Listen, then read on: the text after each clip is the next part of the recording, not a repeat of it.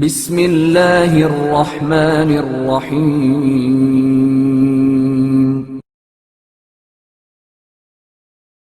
اسیران کربلا شام میں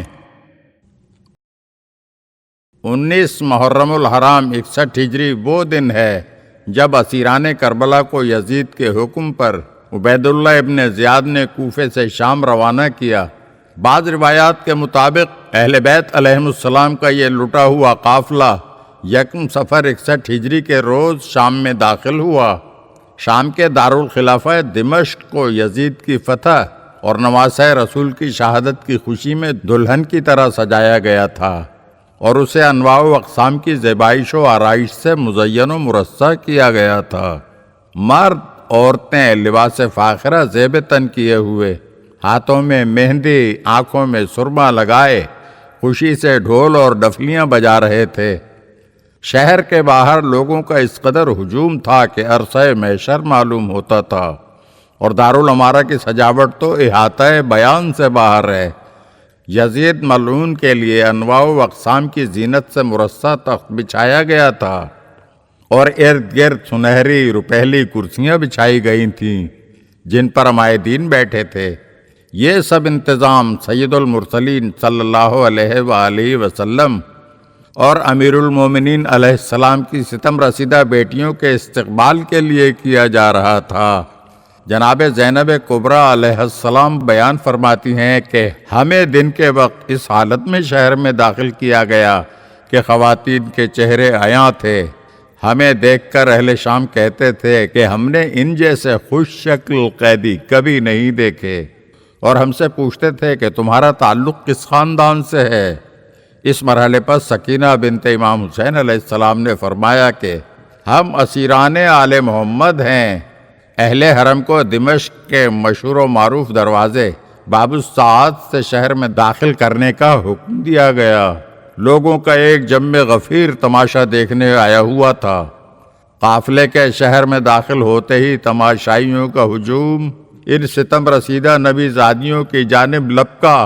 تماشائی یزید کی فتح کی خوشی اور سرور میں مست تھے۔ ان کے ساتھ گانے والیاں بھی تھیں جو گانے گا رہی تھیں۔ صحابی رسول سہل ابن سعد ساعدی جو اس مجمع میں موجود تھے بیان کرتے ہیں کہ میں نے کئی سروں کو نیزوں کی انیوں پر دیکھا۔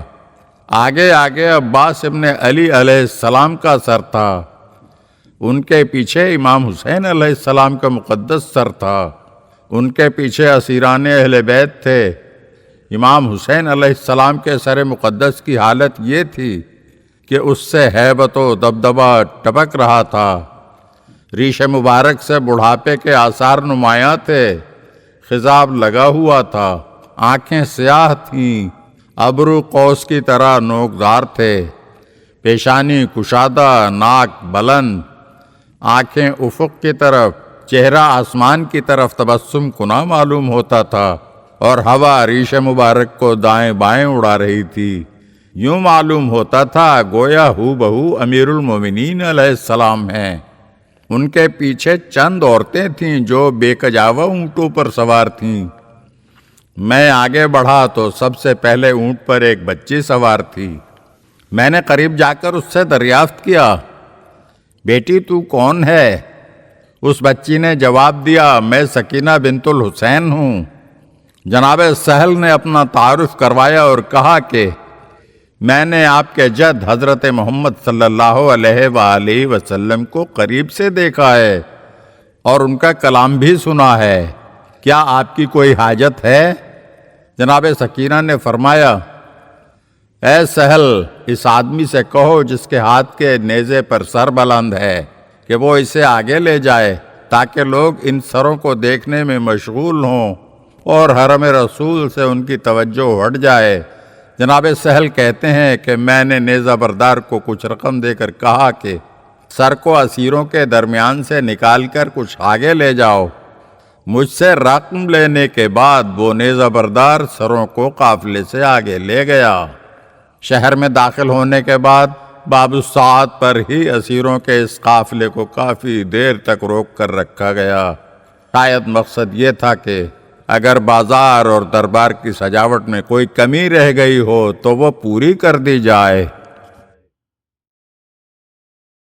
اگر آپ ہمارے چینل کی نئی ویڈیوز دیکھنا چاہتے ہیں تو ہمارے چینل کو سبسکرائب کریں اور گھنٹی کے بٹن کو دبائیے تاکہ ہر آنے والی ویڈیو آپ کو جلد موصول ہو سکے۔ اور ہاں، لائک اور شیئر ضرور کیجیے اور اپنے قیمتی کمنٹ سے ہمیں آگاہ کیجیے۔